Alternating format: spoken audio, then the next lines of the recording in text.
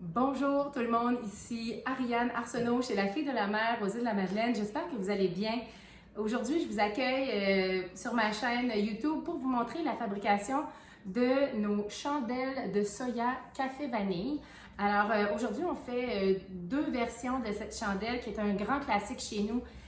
On la vend depuis plusieurs années et les gens l'adorent. C'est un de nos top 3 meilleurs vendeurs en boutique.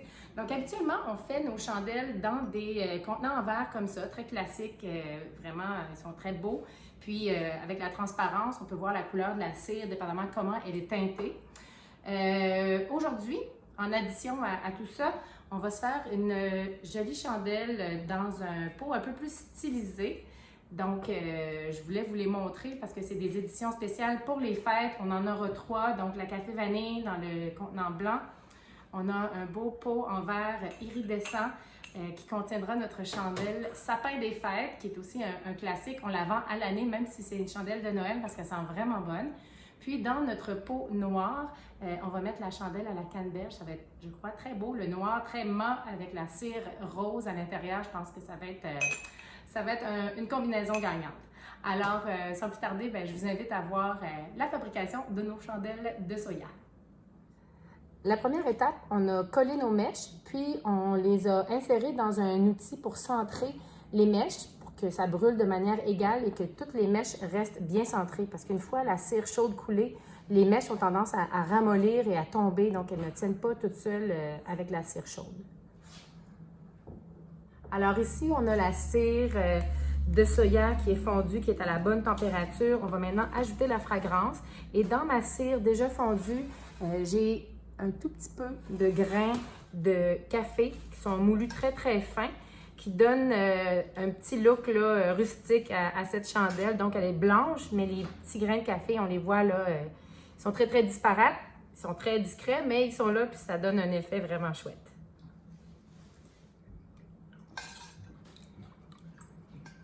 Ouais.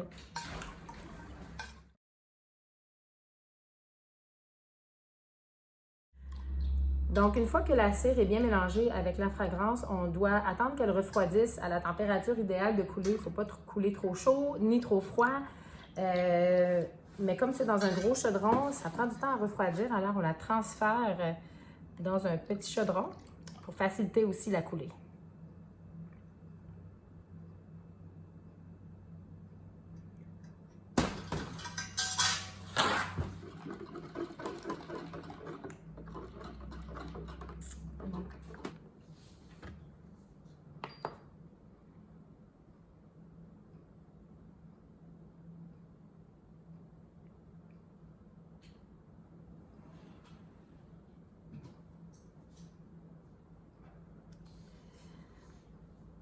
Et voilà, avec ma petite tasse à mesurer, j'arrive à être très précise et à remplir toutes mes pots de chandelle à la même quantité.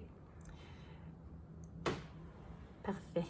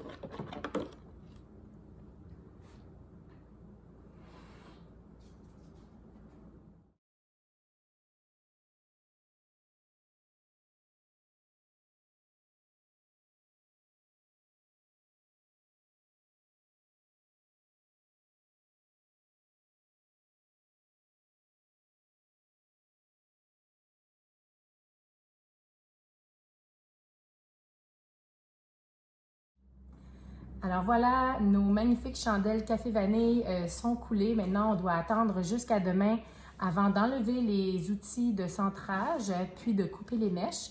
Et encore un autre 24 heures avant de les mettre sur nos tablettes. Alors, on sera de retour très bientôt.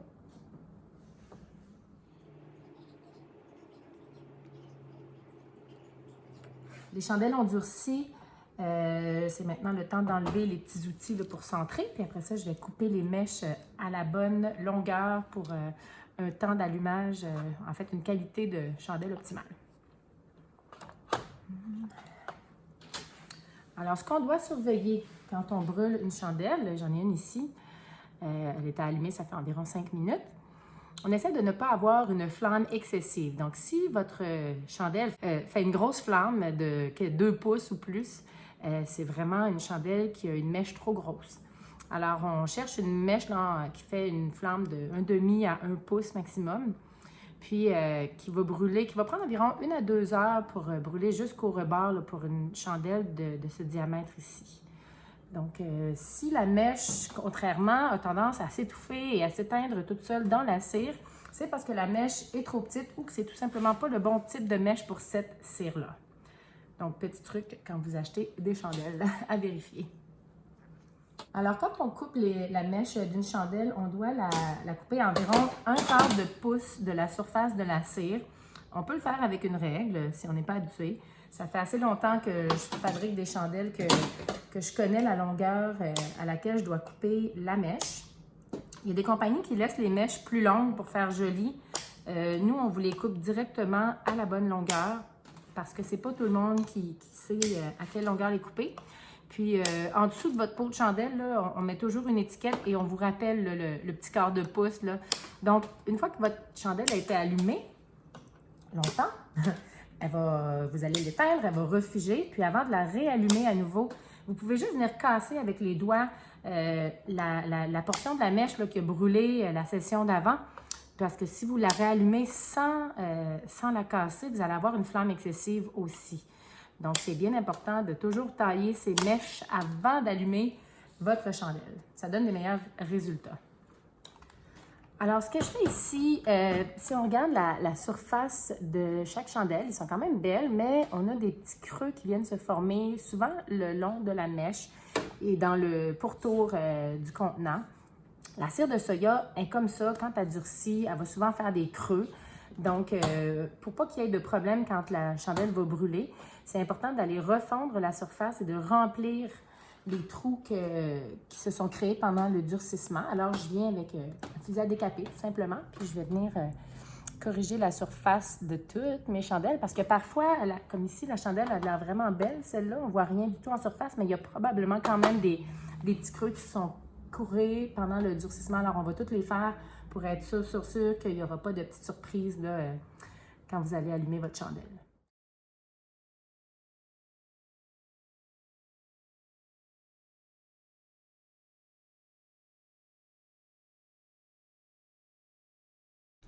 Ici, j'ai un plan rapproché pour vous montrer quand j'approche mon fusil à décaper de la cire et que je fais fondre la surface, là, on voit très bien les trous qui se sont formés en dessous. Et c'est vraiment ça qui est important de bien remplir. Sinon, mais la mèche allumée a fait un trou rapide, puis ça fait que la flamme s'éteint, elle s'étouffe dans un petit trou de cire. Maintenant que les chandelles ont durci, j'ajoute ma petite étiquette de mise en garde en dessous du pot. Alors, si vous ne vous souvenez pas de tout ce que je vous ai conseillé pour bien brûler votre chandelle, vous pouvez toujours retourner le pot avant de l'allumer.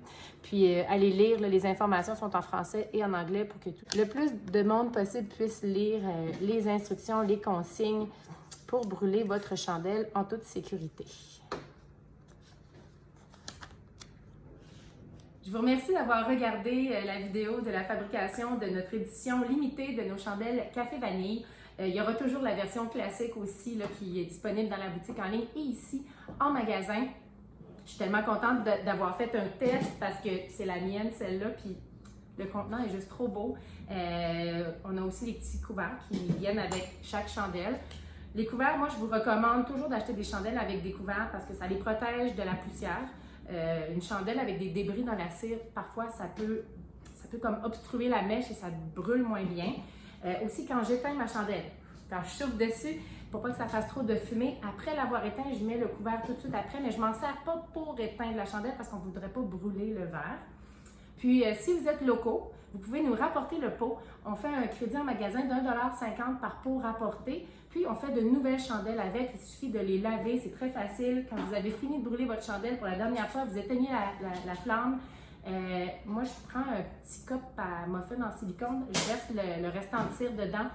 Je prends un papier essuie-tout, je viens essuyer le verre comme il faut pour ne pas avoir de cire dans mon eau de vaisselle. Puis ensuite, on les lave à la main dans l'eau chaude savonneuse. C'est hyper facile à laver. Mais je vous parie que vous allez tellement les trouver beaux, ces petits contenants chandelles-là, que vous allez vouloir les garder à la maison pour autre chose. Vous pouvez vous en servir pour ramasser des crayons sur votre bureau. Chez nous, ils sont bien populaires, les pots de chandelle pour les élastiques, les barrettes. Alouette. J'ai 2 petites filles et un petit garçon, donc on a toujours plein de petits objets à ramasser. Donc on a plein de pots de chandelle vides avec leurs couverts qui nous servent de contenants. Donc c'est vraiment une option zéro déchet, que vous vouliez garder le pot ou non. Alors il y a plein d'alternatives. Merci d'avoir regardé la vidéo, la fabrication de nos chandelles. Vous allez pouvoir les trouver en ligne. Puis on aura de nouvelles chandelles aussi qui vont revenir disponibles dans les prochains jours, dans les prochaines semaines. Alors, lafilledelamer.com, c'est là que vous pouvez les trouver. Puis si vous êtes aux îles, on est au 1309 chemin de la Vernière. Merci beaucoup. Prenez soin de vous. À très bientôt.